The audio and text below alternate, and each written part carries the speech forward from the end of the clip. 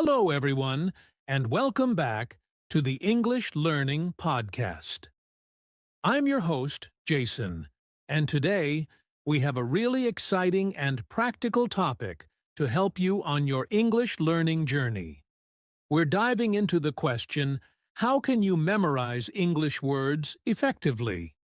Whether you're just starting out or you're trying to expand your vocabulary, today's episode will give you the tools and strategies you need to succeed.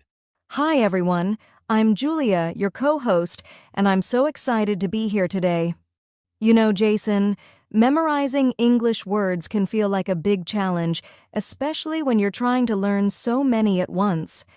I remember when I first started learning a new language, I'd forget words almost as quickly as I learned them, so if you've ever struggled with that, you're not alone. That's such a common experience, Julia.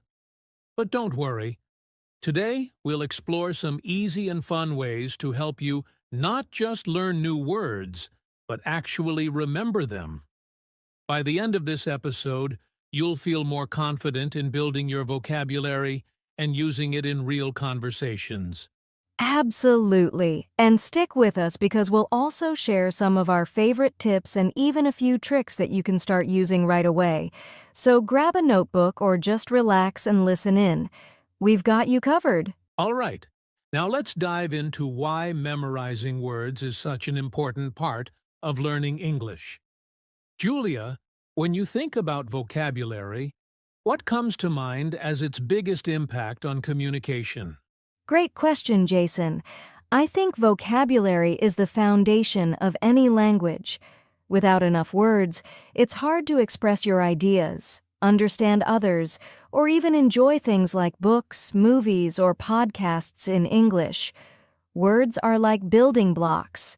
They help you construct sentences and share your thoughts clearly. Exactly. And having a strong vocabulary makes a huge difference in your fluency. Imagine trying to explain something, but you don't know the right words. It can be frustrating, right? So true. And let's not forget how vocabulary also affects confidence. When you know the words you need, you feel more comfortable speaking or writing. You don't second-guess yourself as much, which makes communication smoother. That's a great point. Plus, vocabulary is also key for understanding. When you're listening to someone speak or reading a text, knowing more words means you can follow along more easily without stopping to translate or look things up. Right. And one of my favorite things about learning new words is how it opens up new opportunities. Whether it's getting better at your job, making friends from other countries, or traveling, vocabulary connects you to the world. Well said, Julia. So, if you're listening and wondering why we're emphasizing this, it's because building your vocabulary is one of the fastest ways to improve your overall English skills. Now, let's talk about the challenges that many learners face when trying to memorize new words, and how to overcome them. All right? Now that we know why vocabulary is so important, let's talk about the challenges learners face when trying to memorize new words. Julia, what do you think is the most common problem people encounter? Good question, Jason. One of the biggest challenges is forgetting words quickly. You know, you learn a new word today, but by tomorrow, or even in a few hours, it's gone. That can feel so frustrating and discouraging. Absolutely. That's something so many learners experience. Another challenge I hear about often is struggling to use the word in context. You might know the word, but when it's time to use it in a sentence, you freeze. Yes. And I think a lack of practice makes it harder to remember words too. If you don't review or use the word regularly, it just fades away. It's like trying to remember a friend's phone number you never dial. Exactly. And here's another one. Pronunciation. Sometimes learners avoid using a word because they're not sure how to say it correctly, and that hesitation makes it harder to remember the word over time. That's so true. Another issue I've heard is trying to learn too many words at once. If you're studying a big list of words, it can feel overwhelming and your brain doesn't know what to focus on. Yes, and that can lead to confusion, especially when words look or sound similar. For example, words like affect and effect. People mix those up all the time. Exactly. And let's not forget boredom. If the learning process isn't fun or engaging, it's easy to lose motivation. That's why some people give up before they make real progress. Great point, Julia. So if you've faced any of these challenges, don't worry. You're not alone. In fact, it's totally normal. But here's the good news. For every challenge, there's a solution. And that's what we're going to dive into next. Now that we've talked about the challenges, let's get to the good part. How to overcome them. Julia, what's your go-to tip for memorizing words? One of my favorites is using flashcards. They're simple but so effective. You can write the word on one side and the meaning or a sentence on the other. And with apps like Anki or Quizlet, you can even create digital flashcards that you can review anywhere. Absolutely. Another technique I love is learning words in context. Instead of just memorizing the word run, try to use it in a sentence like, I run every morning. This helps you understand how the word works in real life. Flashcards are great. I'd add to that by saying it's helpful to include images or pictures on your flashcards. Associating a word with a visual makes it much easier to remember. For example, if you're learning the word apple, seeing a picture of an apple can make it stick in your mind. Great tip. And speaking of context, reading and listening to English content is a fantastic way to learn vocabulary naturally. Whether it's books, articles, podcasts, or TV shows, you'll encounter new words and see how they're used in different situations. That's so true, Jason. And here's another one, spaced repetition. This is a method where you review words at increasing intervals, like after 1 day, then 3 days, then a week. It's proven to help you move words into your long-term memory. Yes, spaced repetition is powerful. And if you're someone who likes writing, keeping a vocabulary journal can work wonders. Write down new words, their meanings, and example sentences. Then review your journal regularly. I love that idea. Another fun technique is creating stories or associations with the words. For example, if you're learning the word giant, you could picture a giant holding a dictionary. The sillier the story, the easier it is to remember. That's a great one, Julia.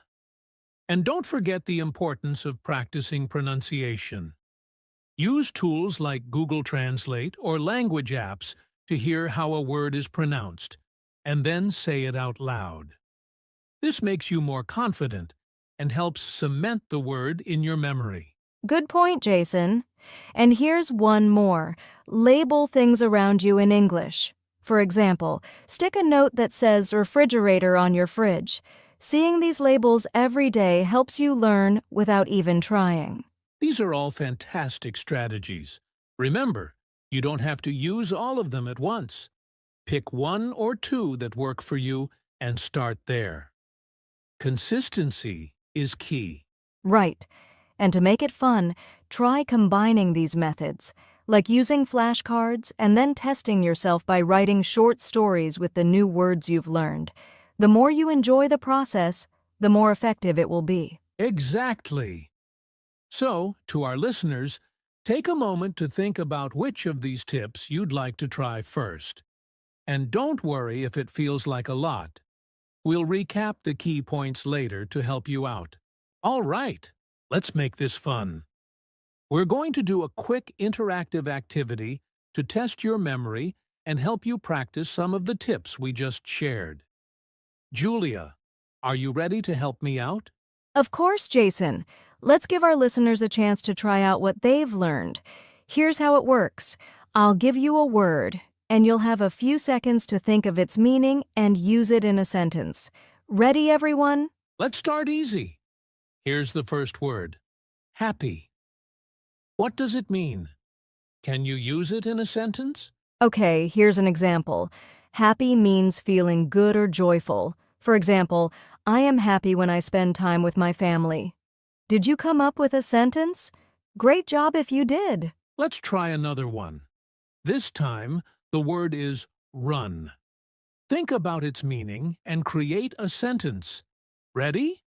Go. All right, here's my example. Run means to move quickly on foot. For example, I run every morning to stay healthy. How did you do? Keep practicing. Now, let's try something more advanced. The word is giant. Think of its meaning and use it in a sentence. I'll give you a moment.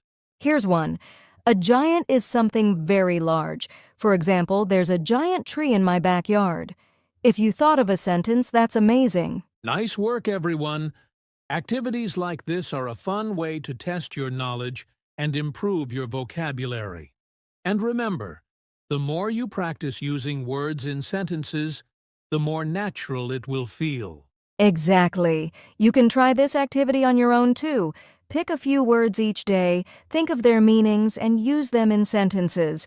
It's a great way to reinforce what you've learned. All right, let's move on to wrap things up with a quick recap and some final thoughts. Stay with us. Now that you've learned some great tips and tried a fun activity, let's talk about how to apply this in your daily life. Julia, what's the first thing learners can do to practice their vocabulary every day? Great question, Jason. I'd say start by creating a simple daily routine. For example, choose 5 new words each day and write them down in your vocabulary journal. Make sure to include their meanings and an example sentence for each. That's a fantastic habit. And here's an idea. Set a goal to use those 5 words in conversations throughout your day. It could be while chatting with friends, writing a message, or even speaking to yourself. Exactly, and don't worry if you don't have someone to practice with. You can use shadowing. Listen to a podcast or watch a video and repeat what the speaker says. Try to include the new words you've learned. Shadowing is such a powerful technique. Another practical tip is to immerse yourself in English as much as possible. Change your phone's language settings to English. Watch movies or TV shows with subtitles. And try reading articles or books in English. That's so helpful, Jason. And if you're someone who enjoys technology, there are apps like Duolingo, Memrise, or Anki that can help you practice vocabulary in a fun and interactive way. Good suggestion, Julia. And let's not forget about writing. Keep a daily journal in English.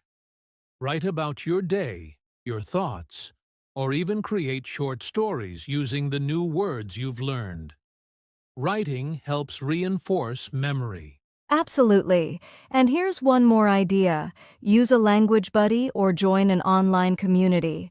There are so many forums and groups where you can practice writing or speaking in English with other learners.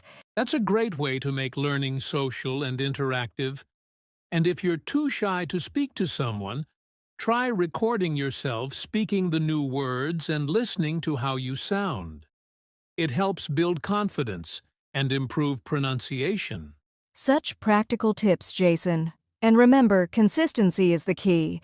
Even small steps like learning a few words a day and using them can lead to big improvements over time. Exactly, Julia. To our listeners, don't stress about perfection. Focus on progress and have fun with the process. Every word you learn brings you one step closer to fluency. Well said, Jason. Let's move on to our recap and final thoughts to wrap things up. We've covered a lot today, haven't we, Julia? From understanding why memorizing words is important to overcoming challenges, learning practical tips, and even testing your skills with an activity. That's right, Jason. And the key takeaway is that learning vocabulary doesn't have to be boring or difficult. With the right techniques, like using flashcards, creating stories, and practicing consistently, you can make it a fun and rewarding part of your journey. Exactly. To all our listeners, remember to take small, consistent steps.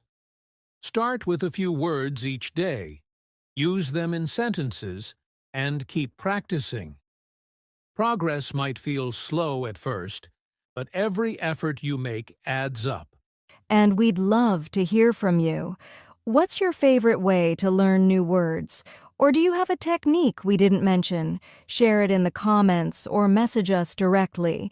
We'd love to include your ideas in future episodes. Also, don't forget to subscribe to our podcast and check out the playlist for more episodes.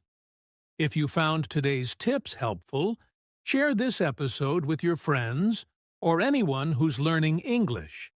It might help them too. And one last thing, take what you've learned today and put it into action. Start memorizing 5 new words right now and try using them in a sentence. You've got this. Thanks for listening, everyone. Keep practicing, stay motivated, and we'll see you in the next episode of the English Learning Podcast. Bye for now. Bye, everyone. Happy learning.